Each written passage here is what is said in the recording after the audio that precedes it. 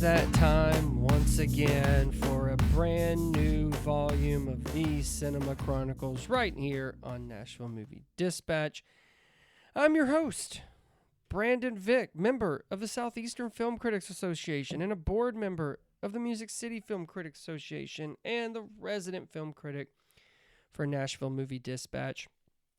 Of course, you can see all of our work as one big old unit on NashvilleMovieDispatch.substack.com. Before I get into the films we're going to be talking about today, and I'm going to share a little thing that I went to last week that had the legendary Albert Brooks doing an interview with also, I would say, in some ways, a legendary Kevin Pollak. The stuff you can find right now on Nashville Movie Dispatch. I did a podcast review, a solo Vick's Flicks podcast review of Exit 8, which is a Japanese thriller that's based on a video game.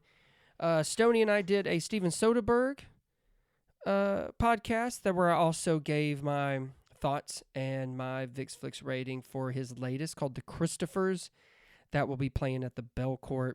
It's playing at the Belcourt now, that has Michaela Cohen and Sir Ian McKellen in it, as well as Kevin's got a review of I Swear, which won more than a few BAFTAs, including for Best Actor, beating out all of those, other actors that ended up winning the Oscar. And Michael, the Michael Jackson biopic. So, and obviously there's a whole lot more on there, and so please feel free to check it out. All the articles on there, podcasts, listen to wherever you get your podcasts, and we greatly appreciate it. And so, so there was basically a Netflix comedy festival that was here in Nashville. They've done it more than a few years. They have stuff from the Ryman. They got stuff at the Bridgestone Arena downtown. But there is my father-in-law bought tickets like 8 months ago to this basically an evening with Albert Brooks, and it's kind of interviewed, that's a word, by Kevin Pollak. And so it was at this local university called Belmont University. It's a pretty fancy one, but they have the Fisher Center of Performing Arts, and let me tell you, it is a beautiful spot, gorgeous inside. It's an awesome venue. I'd never been there before. I hope to go again for something, whatever it may be. But it was great. We were kind of sitting like right there in the middle, front row. It was really cool. And I'm a big fan of Albert Brooks. Most of my family doesn't know who he is or doesn't appreciate him.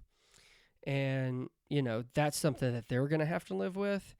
But I mean, honestly, he's done great work. And I haven't even seen all of some of his best work. As the scholars have pointed out, I've never seen Defending Your Life with him and Meryl Streep. I've never seen all of Broadcast News. But I've seen Taxi Driver, and I've seen Mother, and I've seen, The Scout, and I've seen The Muse, and I've seen Drive. And so he's also been in This Is 40. And recently, talking about the Steven Soderbergh podcast, I watched Out of Sight, and he's in that too. And of course, he's Nemo's dad, who I think most of my family is probably the only time that's the only time they really know who he is, which means they only know his voice. But I could have listened to him talk all night. I love that Kevin Pollak was there too. Every time I hear his name, I think of A Few Good Men. I think of grumpy/grumpier old men. And I can't remember, and I know somebody who's going to listen to this will know. But he played somebody like this kind of entertainer/host in That Thing You Do. And he had this saying, and it was something about Pittsburgh. And I just remember the suit and the way his hair looked. And anyway, both seemed like really cool guys, and so it was a treat to see him. There is a great, it's on HBO Max. There's a great Albert Brooks documentary, and it was actually directed by the late Rob Reiner. And apparently they've been friends since like they were 15. And in case you don't know, the story of them meeting is pretty cool. I will share this with you, but I highly recommend the documentary.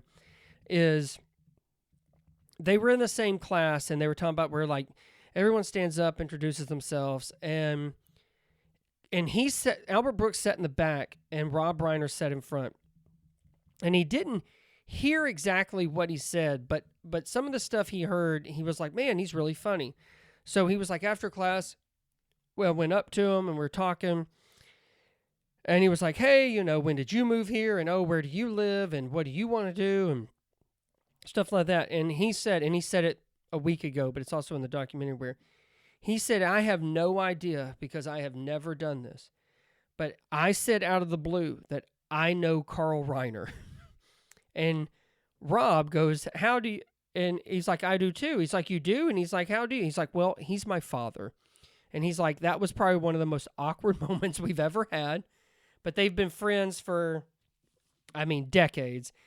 But if you know a little bit about, because he used to do, Albert Brooks did the variety shows. He did Carson, I think he said like 30 times. And my father-in-law had, when he lived with us, he would show me scenes from The Tonight Show, and I've seen stuff, and obviously it's in the documentary as well. So there's some stories I had heard, there's some stories I hadn't heard, but obviously everything sounds different when you're there and they're in person telling you and giving these little anecdotes. But I kind of wished Kevin Pollak kind of went more into a certain kind of flow with the interview. It was kind of all over the place, but the Q&A was the best part, because some people probably shouldn't have gone up there and asked questions to him. But those that did, and some actually they let him kind of go into other films or other aspects of his career. One of the great things I heard, I'm a huge fan of Drive. I love that movie. I love him in it. And one of the questions, and I forgot what was asked, but basically he said he was kind of looking for more roles like that one. And I would love to see him do more stuff like that. He is a comedic genius, but what he was able to do in Drive, I thought was phenomenal. So that was awesome to hear. And then there were some people there. I'll share one story, and it actually made me laugh. But this guy got up and basically talked about how big of a fan his father was and the films that his father introduced him to of Albert Brooks. But then we come to find out he didn't bring his father. Instead, he came with some friends who he told Albert Brooks didn't know who the fuck he was. So I don't even know the question, but I do remember after they answered it and they said thank you, and he said thanks, walked off, and pure like Albert Brooks delivery. He was like, yeah, no, I appreciate it, making me feel like shit.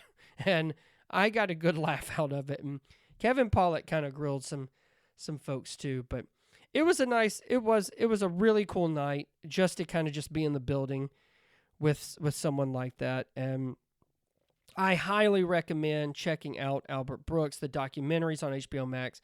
Also, I need to go back and watch some of his other films, but the ones that I mentioned earlier are well worth it. He is he's a very unique guy, but also the way that he writes is really unique. And you can tell everything is kind of just, even when he was talking last week, like the personality and just the way that he kind of sees the world, he's so good at kind of putting that on paper and getting that across in films. And so I highly recommend watching more than just Finding Nemo for Albert Brooks, because he is he's a comedic genius, but he's also a hell of an actor, hell of a writer, and a hell of a director. So I wanted to take up at least 3 minutes to make sure you know the name Albert Brooks, so you're not like those guys' friends and are just assholes. So, but hey, I got 4 movies for you. They're all very different. I also think that I don't know if I've ever done a show that's had this many movies where they had lower ratings, but stick with me. I'll talk about it. I'll tell you about it. And then for the last film, I'm going to bring in the EIC of Sobros Network, Stoney Keeley, because he actually saw this film before I did, and I know he has some thoughts on it, and I think it'll be a really good discussion. But first, we're going to start with Two-Face and Gandhi crashing a plane in shark-infested waters. I'll tell you about it next.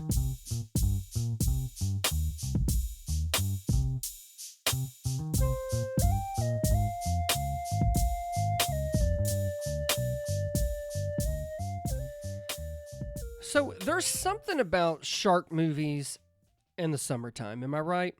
And I'm not talking, it's not necessarily summer, but I'm talking like when it's already getting hot outside and you got to switch out them sweatpants for them swimsuits, you know?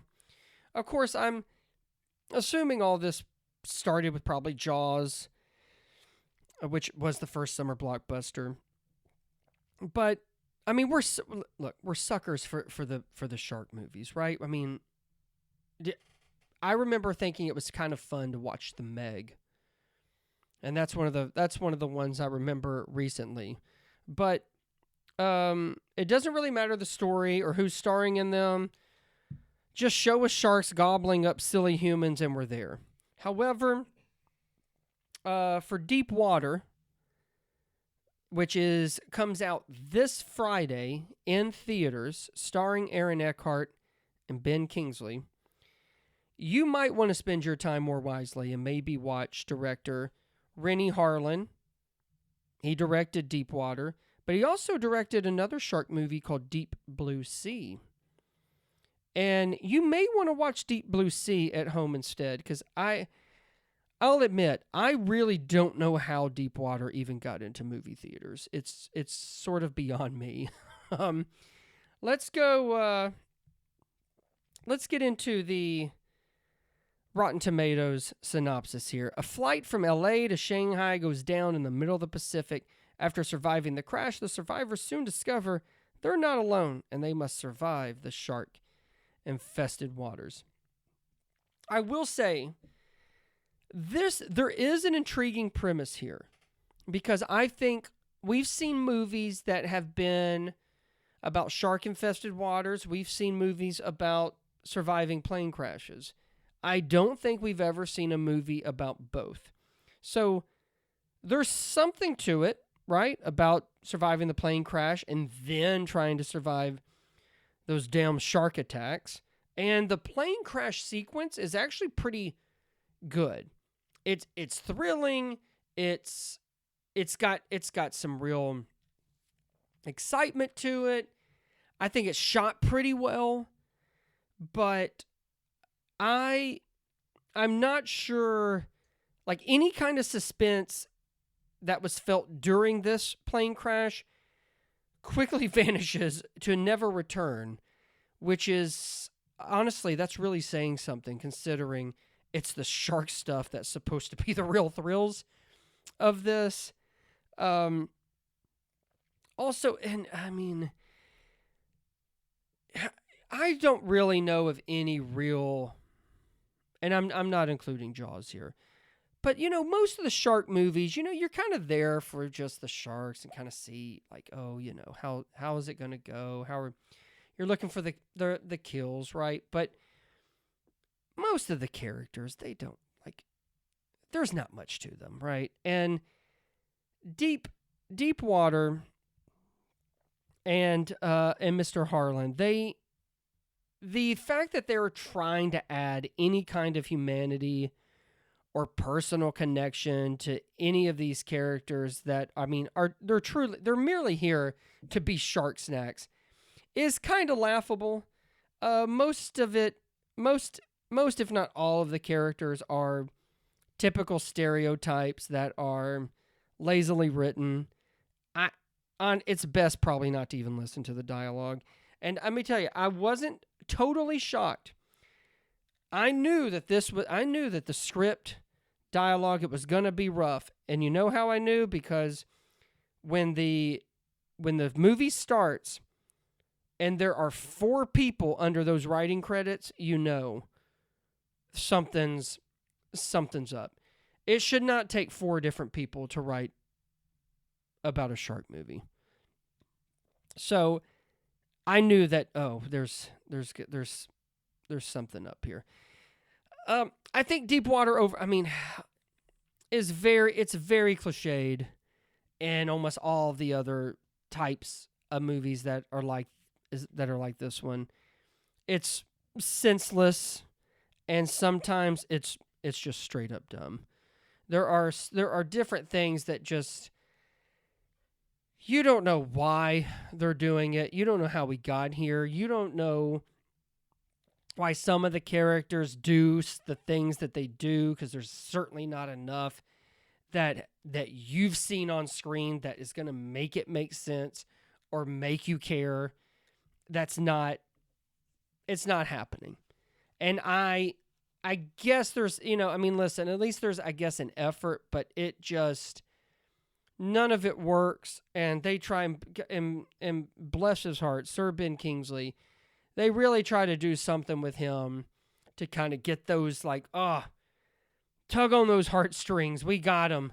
And like Aaron Eckhart's character, who's kind of the first, I don't even know if it's called a first mate, but he's not a captain, but he's basically there to kind of keep Sir Ben Kingsley, who is the captain, on track. And he's going through something, and his kid is sick, but he doesn't really want to go home, and they try to make it a thing, and it's not. And let me give you a hint about, let me give you a little insight on some of these characters, because one of them are on like 2 different soccer teams, and one doesn't like the other because he was hitting on his sister, and they tried to fight, so there's already quote-unquote tension between them when they're on the flight. And then there's also this young kid who's a dickhead to this woman who's British, who's also kind of snobbish and rude. But it's like an ageism thing. And even some of the dialogue literally is talking about how old she is. And I don't know. I mean, like I said, it's pretty lazy. The visual effects are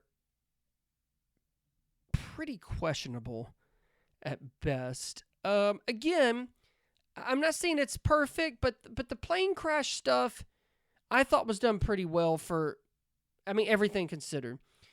Here's the real problem, I think, is that the sharks look like straight up, like, if those aren't computer animated sharks, then I don't know what is. They don't look great.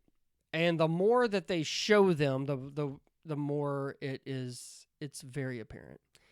But also with shark movies, and for Deepwater, where's the gore? What we mainly get is just blood in the water and the sharks just like shaking their asses. That's about all that you really get. I remember there's one scene towards the end where the shark jumps up to get something.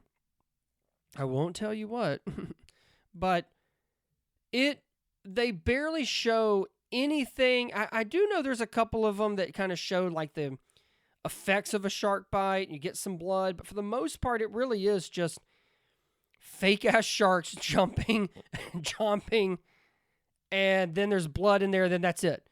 And you would be amazed by some of the reactions from the people. I laughed at one part because somebody gets basically eaten, and I don't know if anyone cared. And I'm like, I don't know if maybe they are so devastated from this plane crash that watching a human being gets eaten alive just doesn't do it for them. I'm not sure. It's quite embarrassing for all other B-movie sharks around the world. If you're gonna make something like this, don't hold back on the blood and gore. Just go all out. Just go all out. Deepwater comes out this Friday. I think there's going to be some fans of it just given it's a shark movie. And if anyone cares about Aaron Eckhart anymore, then maybe you'll have a fun time. I didn't. So the VixFlix rating for Deepwater is 1.5 out of 5 stars. And coming up next, Bob Odenkirk is back, and he's bringing some punches.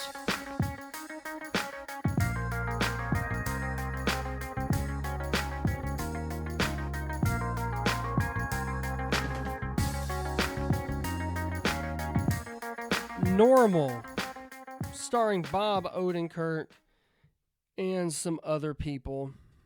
Let's start with Rotten Tomatoes synopsis here.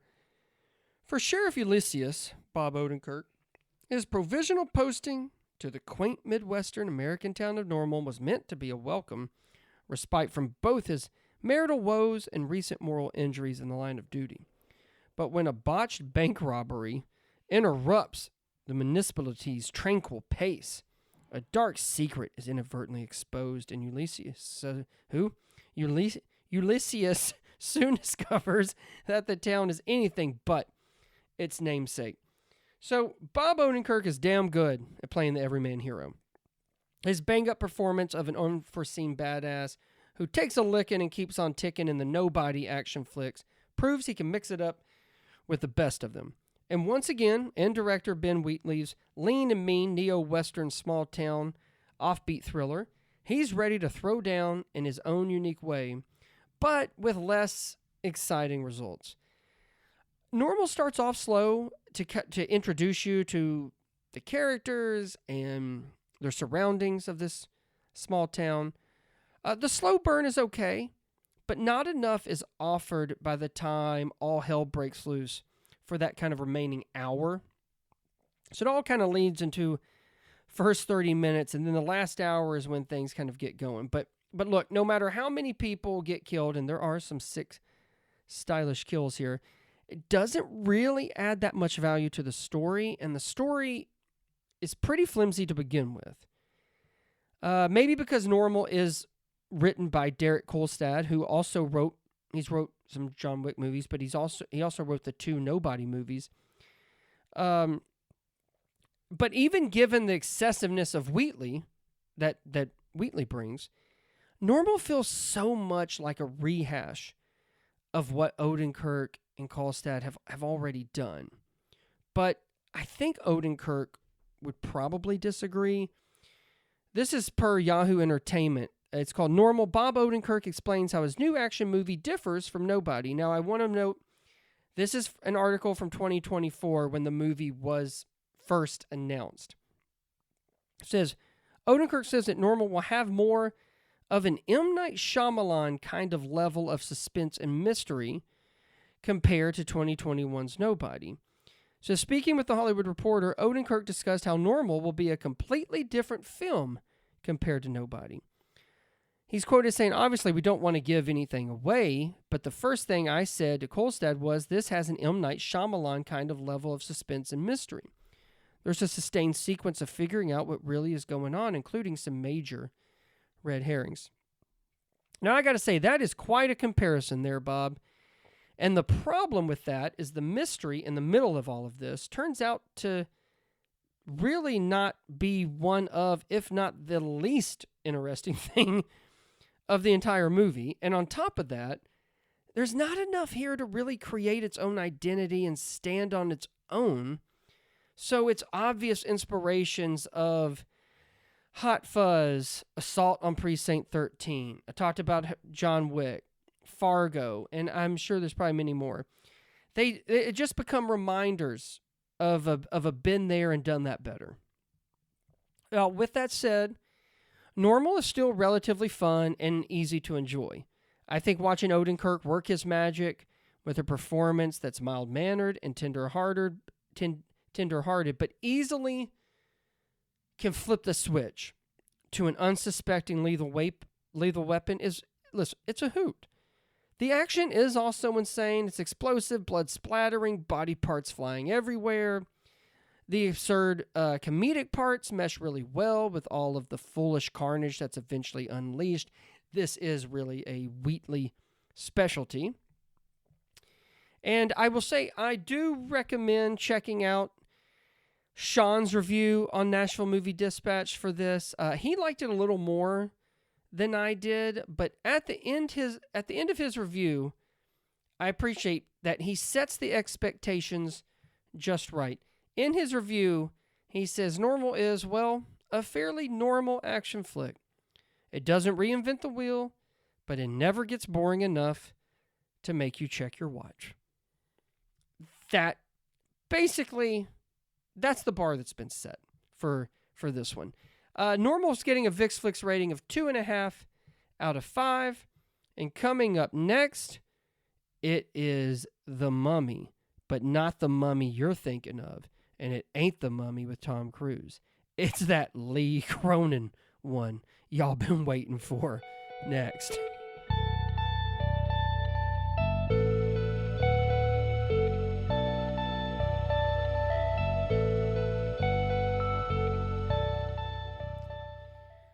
Lee Cronin's The Mummy. Let's start with a good old synopsis from Rotten Tomatoes. The young daughter of a journalist disappears into the desert without a trace. 8 years later, the broken family is shocked when she's returned to them. However, what should be a joyful reunion soon turns into a living nightmare as she starts to transform into something truly horrifying. So, writer-director Lee Cronin, he did The Hole in the Ground. He's also did Evil Dead Rise. His Mummy film is an intriguing spin on an old classic monster. And also, please don't forget that Brendan Fraser is not in this. That was their whole social media thing, and it got kind of sad by the time the movie came out. But anyway, The Mummy here, it quickly becomes more like The Exorcist and Evil Dead, which, as I said, funny enough, Cronin directed Evil Dead Rise, and even some Scary Movie spoof shit, like Scary Movie 2. It's quite a combo there. But simply put, this all just feels secondhand. It's too long. It's over 2 hours and like 10 minutes, though somehow still can't invest enough in its family drama and emotional elements involving losing a daughter and then her showing back up 8 years later as a possessed corpse. This is per IndieWire review. It says there's something to be said about the Cannon family's refusal to reckon with the profound horror that has been inflicted upon them, but it would be an understatement to say that Lee Cronin's The Mummy insufficiently invests in their denialism. Despite repeated overtures toward deeper feeling and the rich vein of emotion that a better film might have tapped from the pain of forcing Katie's parents to question, the only answer they've ever gotten to their most desperate prayers, this dour clump of feel-bad, quotations, fun, lacks the courage to look at what's under the skin, even as it shoves our faces in a sticky mess of bone and bile. So, I will say the acting in it is pretty good, but it's the efficiently nasty imagery that this Mummy can't get enough of. For those kind of horror fans, this will be heaven on earth for you. The peeling of flesh, vomit spewing, blood gushing, and you can't deny there's some real skill to it all. I think Cronin and his team do a fantastic job when it comes to this type of stuff. However, I think dedicating itself on being so gross and gory in its attempt, I think, to kind of keep the audience in this constant state of shock actually winds up robbing us of any real suspense or scares. I think Cronin does too much body horror that it actually does become a little tiring and expected. Plus, it's been done before. He himself has done this before with, for instance, the Evil Dead Rise movie. I will say, I think Cronin's The Mummy is well crafted, yet it is ultimately uninspiring and unnecessary while relishing, and I mean relishing, and abusing the audience. Also, it's not even really a mummy movie. Given that it's over 2 hours long, besides the initial thing of sort of where she's found and what and why her abduction happened, so much of it is Evil Dead Exorcist stuff that it almost feels like you're cheating by even calling this The Mummy. And I know there's a story about why they put Lee Cronin in the title. I didn't read it. I just find it funny because I just think of like John Carpenter's, Halloween or John Carpenter's Vampire. Like, I just don't think enough people really know who he is, even though I am a fan of The Hole in the Ground and especially Evil Dead Rise. But this just, it doesn't work. And it's not a mummy movie. It's barely even a horror movie. So Lee Cronin's The Mummy is getting 2 out of 5 stars. And then coming up next, I'm bringing Stoney in here, and we're going to talk some good old-fashioned drama next.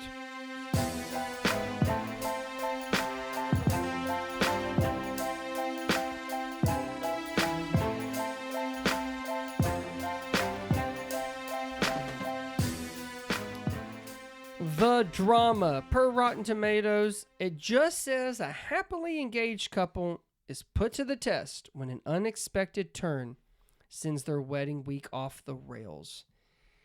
So before we get Stoney in here, before we start really hashing it out here, I wanted to share something that kind of sets it up. This is via Time. It says, in an interview with the Popcorn Podcast, writer-director Christopher Borgley explained the questions the drama asks about love, honesty, and where our moral lines actually lie are not intended as a statement about cancel culture, but rather our individual outlook on romantic commitment. He's quoted as saying, this is a very personal story. It doesn't look at the societal level of deciding where your lines are, where the line for unconditional love is. The movie's exploring more of your personal limit and more the limits of how honest and how flawed you can be in your most private life. Publicly is a very different sort of discussion. It's one that's too big for me. So, Stoney, you actually saw this before I did, and It feels like a rare thing, by the way. It is, but I also was like, I have to see it soon because I don't want anyone to spoil it. That's why we made such a concerted effort to go see it as quickly as we possibly could, because what I kept hearing was know as little about this as possible going into it. And I mean, you know how the internet is. I went to see the movie, and the next day I started seeing memes on Twitter about stuff that had happened in the movie that nobody's outright spoiling it, but you just little nuggets that kind of decrease how hard things hit when this movie takes a turn. Yes. And our buddy Brett had seen it as well before me. I don't know if he saw it before you or not, but I remember I was like, when does this happen? And he's like, probably within the first 30 minutes. Yeah, it's earlier than I expected. Yeah. So when they started playing the game, I thought, this must be it. Here we go. Yeah. We're not going to spoil it here. It has been almost a month. Yeah. It came out early April. Mm-hmm. So we're going to talk around it without directly stating. And as you're listening to this, maybe you already know, maybe you've already seen it, but I don't want it. I want it to feel like when we saw it of yeah. And I'm going to tell you, it took me by surprise, but I love the way they handled it. Mm-hmm. And it really does ignite the actual real narrative of who are you? What does your partner really know about you? And how does that change how you're seen by your friends, by your partner, by your family? How many awkward conversations do you think that movie forced on drives home from the theater? Yeah, I feel like, did anyone else play those games? Yeah. Like, yeah, the yeah. game is like, what's the worst thing you've done? And then Yeah. they go around the table. But I will say this. It's quite jarring when it's said, and then how it's always just lingering. Yeah. It's there, especially for Robert Pattinson's character. But I also liked how deranged it becomes, even dealing with the themes that it deals with. The dark humor that is involved is my kind of thing. Like, I love that even though it is clearly something serious, and it's clearly with Zendaya's character and just mental health, but even like, there's something about, like, there is something darkly funny about why she ended up not doing what she was thinking about doing. Yeah, and it's really interesting the way this film kind of turns that entire premise on its head, because you hear the answer, Zendaya's character, was her name Emma? I can't remember the character's name. There's Emma and Rachel. You hear Emma's answer to what's the worst thing you've ever done, and it is kind of jarring. It is not what I expected it to be. No, not at all.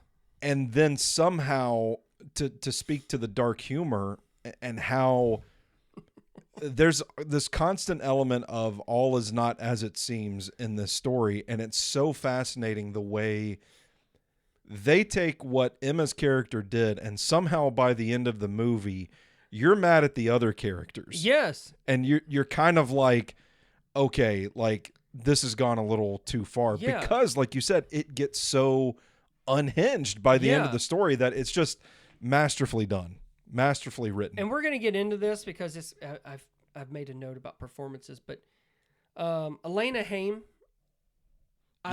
as Rachel, I know the character has gotten a lot of shit. The drama is not the drama without I would say so. Charlie, that's Robert Pattinson's character, and Emma, yes, but you can't do it without Rachel. And her story is a pretty shitty It story. is. Yeah. But that also kind of goes back to, are we rating how awful Yeah. when one thing didn't even happen? Mm-hmm. You know? It's a tricky tone. This whole movie is a really tricky tone.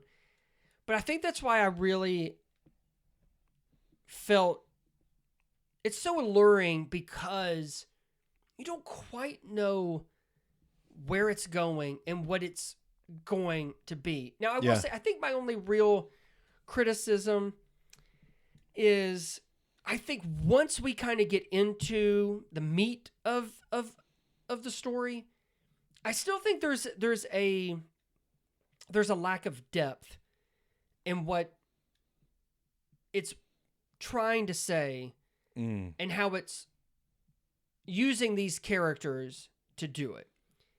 But I think it also, but listen, it's utterly fascinating anyway. But there is a lot to try and connect within the hour and 40 something minutes. Mm-hmm.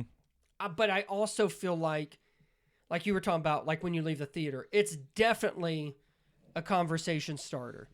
I would have liked a little more into Emma. You get some. It's not like you don't know where it's coming from. But I also feel like the other characters could have dove into it more. And I think for me, it's not so much about what her thing is. It's more of like the toll that it takes on the relationship, because we do kind of skip around because it all takes place within a week of their wedding. But that also, because of that kind of time crunch, there's a lot of splendid awkwardness that I was just drawn to. And Zendaya and Robert Pattinson are fantastic together. It's some of her best work. Oh, yeah. I mean, you watch like this coming, 2 years off of Challengers? Yeah. Or 2 or 3. I can't remember. Challengers, I think, was 2024. Yeah. So like this is where you kind of start to see where like she's got something going at this point. Yeah. And what a role to take on. Like what a role because her character there is a lot that's underneath that I talk about that kind of I wish we kind of could dig into some of these themes a little more, but there really is something to her character of based on first appearance and their little cute meeting to the final scene. Yeah. You know, like there's a lot that has unfolded. Would you, and I saw where a lot of people had talked about this because of the preview and they were like, it's not what you think it is, which to me, anytime A24 comes up, I just assume this is not the title. Like, this is not the total film we're seeing. Do you consider this a rom-com? Yeah. Or is it like that more like demented I form of it? I would consider it a rom-com because I don't know what else I would consider it. Yeah. I feel like a rom-com, but it can't be like 10 Things I Hate About You rom-com. It's like a twisted, demented one. But there's definitely elements of like a legit rom-com. Like to me, I liked it when she just pantsers him when he's trying to be serious and stuff like that. And even some of the conversations, even though like he can't get out of his own head, they are funny conversations he's having with his buddy. But there's also, it is deeply concerning. It's like the Lighthouse of rom-coms. But instead of Willem Dafoe, it's Zendaya. Yeah. So I saw this tweet and I really liked what it had because there's a lot of things that I think you could say, hey, the drama is talking about this and it's pointing to this and it wants to, dissect this. But this was from Jake at Nuclear Broadcast. That's BRODCAST. He says, I think my favorite read of the drama is it as an examination of America's mass violence fetish, running parallel with our instinct to perform morality and grade ourselves against others. Mm-hmm. The hypocrisy is obvious, but still so skillfully depicted, especially in the performances. And that kind of leads me to the conversation on performances in this film. I would say real quick, I almost think the drama is not actually, in terms of its messaging, is not even the most effective as a love story of two people trying to reconcile with their pasts and just get back to one another. I don't even think it's about the thing that Zendaya, or excuse me, Emma admits to. To me, it's more about the reflection of what we learn about ourselves in response to such things and how so much of the response to this is driven by what will so-and-so think of me if I go along with this. Oh, yeah, yeah. By that, it's kind of, to that review you just mentioned, it's kind of, I think that's where the film kind of has an icky tone. It's kind of like you see some of this stuff and you're just like, oh, this is gross, but it's so true. And that's where, to me, it really hits home. Well, and I had a thing in here where it was, you're right. Like that kind of sets it off, but there's definitely things that then they become more than what this initially was supposed to be, because then things start to infiltrate the everyday, and then it makes you think, well, what about this, and why would she do that, and why is it this, and it's funny just how with all their stories it was hers, given the circumstances of everybody else's stories, which is also a part of it, which I think is also why you kind of resent Rachel in more than one way. Yeah. But I I think Charlie's pretty shitty in this movie too. Yeah, that's Robert Pattinson. Yeah. Yeah. I think people get so fired up about Rachel, but Yeah. I think Charlie does some pretty shitty stuff in this movie too. As Alana Haim said, Emma started it. Mm. She posted a thing on the beach and her shirt said Emma started it. And I'm like, I guess technically that's right. Yeah. Technically, I think Emma had a certain approach about it that Rachel ended up being a big old bia. But and to your point with that is there's also there's just this thing that's like of empathy. Mm-hmm. There's this kind of being defined by your past or just disturbing thoughts you had at such a vulnerable age. Yeah. And there is this, and I think it does kind of go into where, and I think especially in Charlie's case, is that there is this kind of forgiveness versus judgment. Yeah. And it's a very muddled thing because there's so much of what Charlie is doing is about trying to fix her. And I think that's also what I really liked about the film is that it's not, she might not need as much work as these other characters think she does. Yeah. And maybe you need to check yourself at the door. And I think it's another thing that the movie does quite smartly is that we see through flashback scenes throughout Emma's life leading up to this moment that she mentions at the dinner scene. And I think over the course of the film, we kind of learn like this was a pretty dumb thing that was kind of brought forth by the conditions of her upbringing. Right. And once she sees the potential consequences of this thing, she does an about face.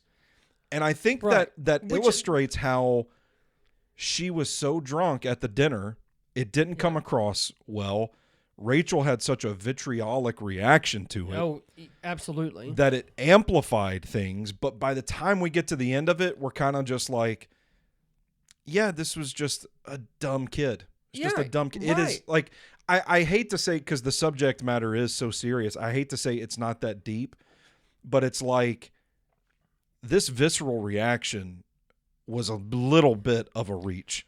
And by the time we get to it, it's like, oh, we see the flashback scenes, the symbolism of like Charlie wanting to take care of the teenage Emma and being there for her and all that. And it's, to me, it's like he struggles because that's what he wants. And I think deep down, he probably knows, but this reaction to it was so extreme that it just kind of clouds his judgment. And I think part of the thing, which I mean, I do understand, is like Rachel's initial reaction is almost like she was a part of it.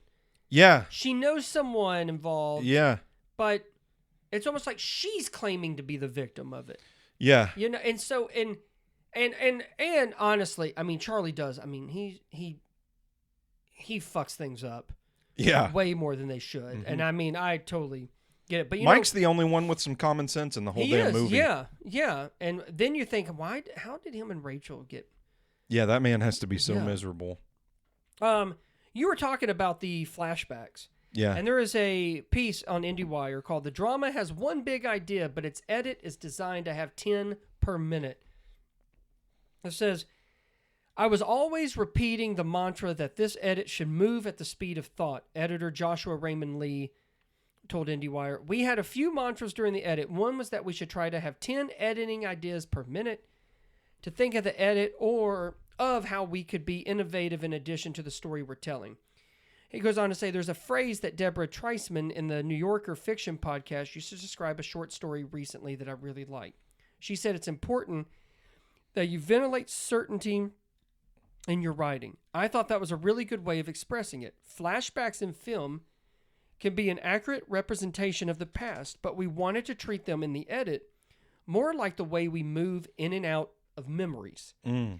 By doing so, Lee and Borgley craft the editing equivalent of a slightly ADHD anxiety spiral, but they make the structure of the drama even more complex by blurring the past, present, and fantasy. He says, sometimes we go into a fantasy with Charlie, come out of it with Emma, and we're not sure whether it was a memory or a fantasy because of that construction. Our philosophy was to give the audience as much credit for their intelligence as possible, assume as much intelligence as possible, and move at a speed that would both excite them and require them to lean forward. And I appreciated that. Yeah. And the way that the editing was done, that's one of the, I think, the things that really stick out within top of these memories, flashbacks, but also the blurring of the lines of where you kind of see the teenage Emma, but Robert Pattinson there, but also like how he's kind of seeing her at a time when he didn't know her. Yeah. And I feel like that's sort of their way of that kind of judgment and forgiveness, is that he's, I think, trying to understand it, but he can't. And so, but you don't know the child she was. And I mean, she was just a kid. She's 15. So I really liked how the editing got a lot of this across, and just not within the relationship, but also kind of a peek into their mind of like this, there are struggles all around each of these scenes. I think it's also effective the way the film's edited, because it kind of feels indicative of the bigger picture, which is like, hey, can we slow down a little bit and maybe think some of this through before just reacting, acting, and then we're compounding our problems? Like, that in and of itself kind of feels like a message about the state of society today, is that it's kind of like things happen and we just move quickly from moment to moment without really like slowing down and participating in a little self-reflection, self-awareness. Yeah. I know we're talking about performances. I thought the main four were really good. I really like Zendaya and Robert Pattinson. And I was amazed of not only once kind of the film decides to go in a certain direction, but just how each of them were able to emotionally connect to different things. And even like we talked about, they're not the most likable people. Yeah. But there's each of them, I think each of them, you're able to at least in part understand where they are once hearing this stuff. Even though Emma is Emma, how do you process that? And how do you try and get past it? Or you just start questioning everything? And the way that especially Rachel, Emma, and Charlie, and how each of them respond, not just in that scene, but till the end, is, I think it was quite gripping, but it was also like there wasn't one character where I just didn't believe that, like, why wouldn't you, like, why would you do this and do that? Like, not that I agree with everything that these characters did, but I feel like there's a piece in all of them that was sort of like, how would you take that news? And you can't help but change your perspective on something, but it's also how you handle it. And that's really the rest of the film, is how these characters handle it, which also leads, again, to the insanity and to, even though it shouldn't be, the funny parts of it, because it does go off the rails. And it's nuts, man. Yeah. And so, I mean, it is like one moment after another. Yeah. And they just kind of especially when ramp things get up. going. And then, like, even when they go and like do their pictures and their dance, like but it slowly gets into it. So by the time we get to wedding day, it's like, okay, Like, gloves are off. And I felt like that was a great climax. Like, the whole thing, the headbutt, all of it. Yeah. Would you say at the end, the final scene, when it's all said and done, do you see any real, actual growth or change? Or is it just... I think I do. I do. But I also think it's also just realizing the shit you did, that it never had to get to this point. Like, are they different people, or have, especially like involving Charlie, has he just realized how much he just sort of fucked up? I think it's true acceptance. And I think it is. I took the final scene as Charlie kind of getting a glimpse of life without Emma, and going with his gut a little bit. And he tries pretty hard, and I think unintentionally, to ruin it.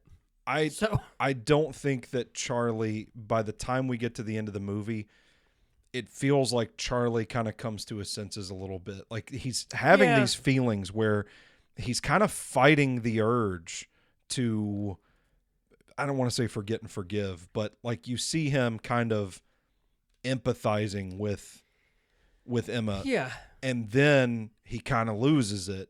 And then by the end, I think that taste of life without her, it's this acceptance of, I'm going to live for her. I'm not going to live for everybody else and what they think, because I know this woman, and this is what I want my life to be. And I feel like they're, in a way, it's brought them closer. Yeah. Because it seemed great, and then she just mentions one thing that, I mean, yes, was like, you know, a punch to the gut, because you don't, I mean, you know, to find that out within a week of marrying, and then you're like, well, wait a minute, time out. Yeah. But I agree with you in the sense that I feel like both of them were kind of facing of who they really are. And I think it was more of an acceptance for Charlie, but I think for Emma it was too, because I think as much as she didn't want it to change anything, it did. But at the end, there's nothing that he probably doesn't know now. Yeah. So it's almost like a clean slate in a sense. It's almost like the way that scene ends makes sense, because it's almost like, in many ways, starting over. Yeah. You know? And I really liked that. And the fact that scenario is mentioned earlier on how they would like to do the wedding. It's very fitting. I thought, but then part, like, stuff like that, even though obviously the material is very different, that's some rom-com. It is stuff there, you know? And I think from Emma's perspective too, it's her kind of acknowledging, like, I don't think what Charlie did is who Charlie is. Like, I think we're going to work past this, because he's been under a lot of stress this week. Yeah. And there is at least an understanding between the two. Yeah. Now, I got the impression that things are going to get better. Yes. But either way, there is an understanding and acceptance that I feel like was pretty much being asked as soon as that one pivotal scene. Yeah. And yes, Charlie took the long way around, but I felt like they did get there. Yeah. And I think that's kind of symbolic of a larger message, that this is where we kind of tie into the more cheesy, hokey kind of rom-com thing. Yeah. But it is kind of this overall message of like, hey, love can still win out. And that's where I found the elements of real romance to be in, was like just how hard they fucking fight to get to that scene, to get to that ending was like, okay, none of this other stuff, none of this other commentary matters. We're still here and we're still together. And like you said, it's like, it feels like a bit of a clean slate, like a fresh start. Yeah. But I too felt this is a hopeful ending, that this is kind of the reset, that things are going to get better. Yeah. Yeah. And again, not that anyone is necessarily innocent in all this. Yeah. But, hey, if you come out the other end still loving each other, then that's good enough for me. Yeah. Anything else? I wrote a review of this film, but it's not going to be available until the 2026 Nashville Movie Dispatch Movie Annual comes out in November. Okay, all right. Well, a review keep an eye on exclusive for the book. Oh, that'll be a good one. It'll be well worth the read. What'd you give this? I gave it a 4 after I first saw it, and then the more I thought about it and the depth to which this movie speaks and the complicated nature of the emotions involved and the performances, I bumped it up to a 4.5. Yeah, I could see that. I gave it a VixFlix rating of 4 out of 5. I would say that's a solid 4 out of 5. I would like to revisit this again when it comes on or when you can buy it or whatever, because I'm just, it's so performance driven, but I just love the way that Borgley was able to how he was able to tell this story. And for anybody that really wants to get that true experience, try to not let it get spoiled. And I don't want to act like it's some like huge thing, but I don't think you'll see it coming. I just don't think it's the confession you think it's going to be. I thought, as crazy as this was going to be, and with seeing A24 on it, I was like, oh, she's going to say she's an alien. I thought she was just going to turn into Willem Dafoe. Yeah, maybe. And Robert Pattinson have to deal with it. Yeah. So could have happened. I don't know. But all right. So catch Stoney's review exclusively in our Nashville, our annual Nashville Movie Dispatch book that comes out in December. And 2025 and 2024 are available on Amazon. And it's got some exclusive shit in there too. You just search Nashville Movie Dispatch and it's up there. There you go. So again, check out everything that we've got going on at NashvilleMovieDispatch.substack.com. And I'll be back next month. Same time. Same place. Until then, just go see a damn movie.